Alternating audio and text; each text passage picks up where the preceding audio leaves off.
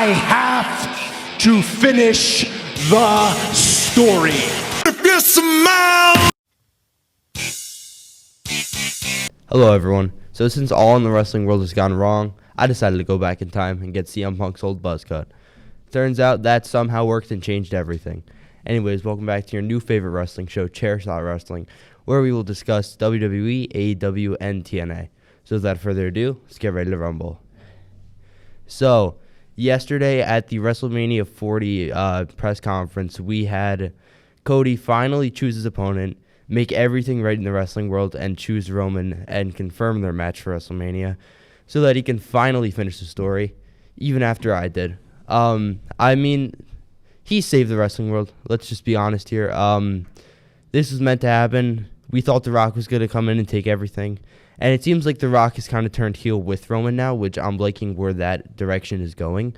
But, I mean, this is the match we were all meant to see. This is the match we were all meant to call for. And it's finally happening again. We're running it back from last WrestleMania. And Cody is going to get to finish his story this time, hopefully. If Roman wins, you will not see me on the show again. Anyways, moving on to more WWE, Tiffany Stratton from NXT after her title reign, a little bit of, a couple more matches on NXT. She finally gets called up, and she is going to Friday Night SmackDown, which, I mean, she's, in my opinion, the best wrestler on that NXT roster, women's wise, and, I mean, she just deserved it, and we were tired of seeing her on NXT. She really had nothing specifically, like, good stories going on ever since Becky took her title, and she's going to cause havoc on the main roster. She's going to be hilarious as always. She's going to do some amazing in-ring work. And the dream matches she can have are endless. I mean, we could have her and Charlotte Flair. We can have her and Io Sky. We can have her and Bayley. And there's so much more to explore with her. So I'm very excited she finally got her call up to the main roster. She deserved it.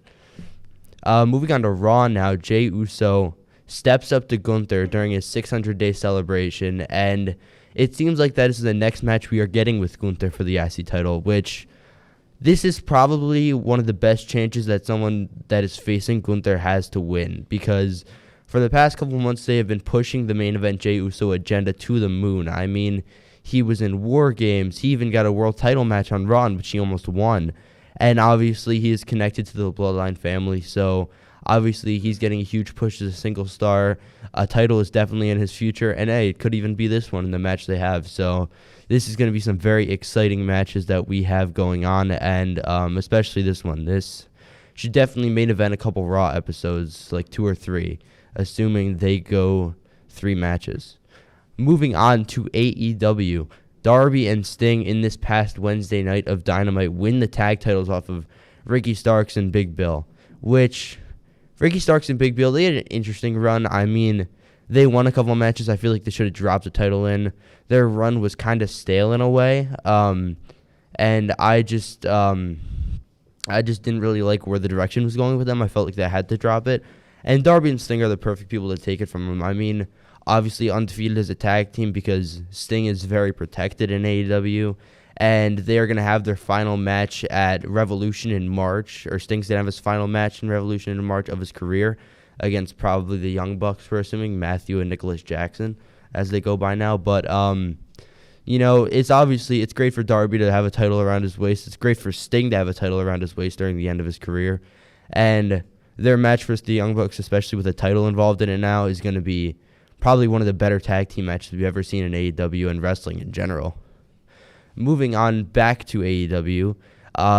So AEW Big Business, the special Dynamite episode has been announced for March 13th at the TD Garden in Boston, Massachusetts, which we're going to see Mercedes Monae show up. Most of us already know it. It's been leaked that she signed a contract, and we've been waiting for her to wrestle for just around a year now, and she's going to be back finally. And honestly, I wanted her in WWE near Royal Rumble time, but she is a better fit in AEW. I mean, she's a much more AEW-esque wrestler, and she had problems down in WWE that she couldn't really fix, especially with all the, this is some of the bad things going on in WWE right now, which I will not name.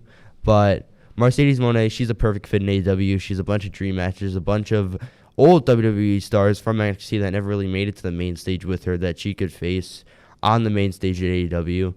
And just the matches with them and a bunch of other people from different promotions that she never really got to face. Those options are really endless for her. So, super happy for her, super happy for AEW.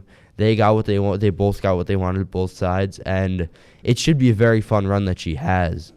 Moving on to Samoa Joe on AEW. He is going to face, well, we really don't know yet because Swerve Strickland and Hangman Adam Page, they had a time limit draw in their match on Dynamite to see who would face him.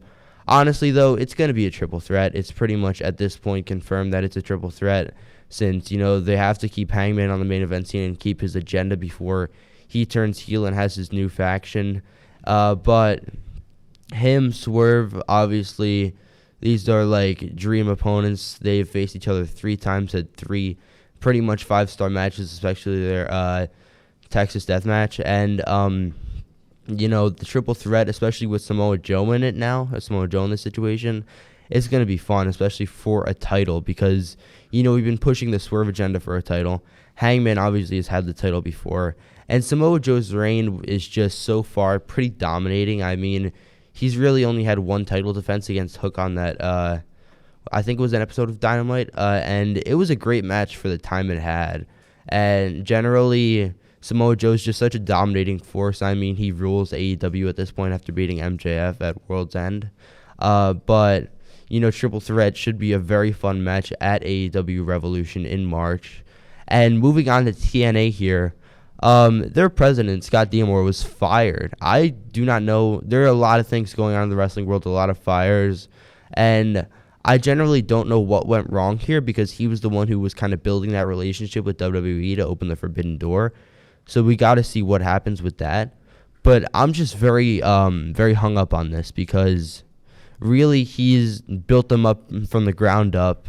He brought it back to TNA from Impact. And generally, he seemed like a pretty great president. So it had to have been something behind the scenes, which I will not get into what the possibilities are there. But, he's obviously gone now, so someone else will be taking over TNA, and we just got to see what they do with them and what they do with the relationships that TNA has.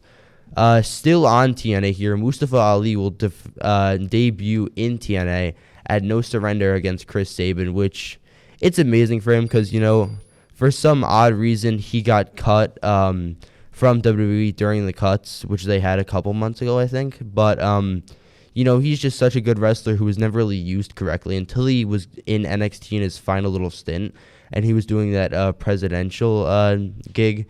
That was really I thought it was going to be a big turn for him, especially he was going to win the North American title against Dominic Mysterio, who had it at that point. Obviously, that whole title picture is kind of mixed up now, but it's great for him. He's going to have a bunch of other matches outside of WWE against guys who he's probably been waiting to wrestle his entire career. And it starts here with Chris Sabin at No Surrender, which I guarantee will be a great match in general, and the fans should enjoy it, including me.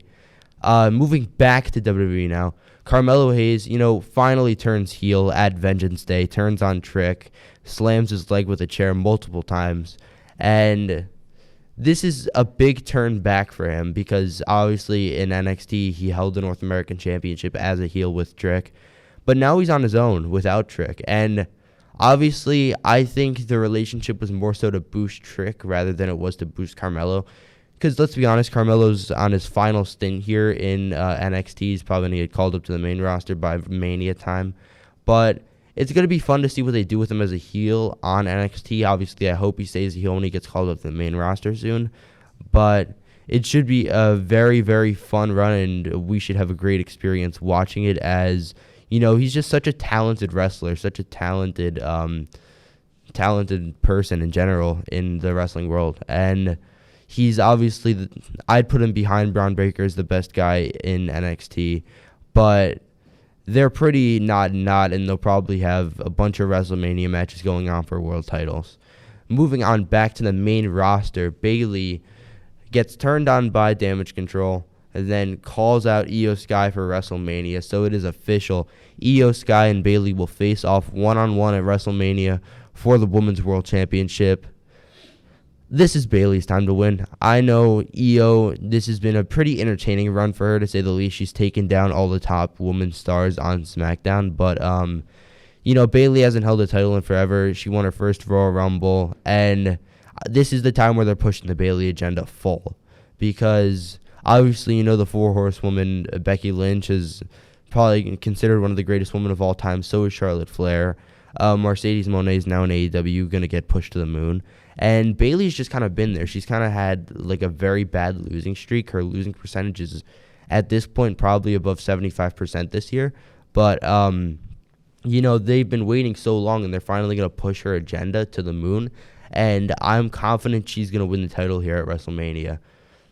Sadly, that'll be all for us this week. But don't worry, as next we'll be back next week with the newest wrestling news from WWE, TNA, and AEW. As always, thank you for watching, and we'll see you next week on Chair Shot Wrestling.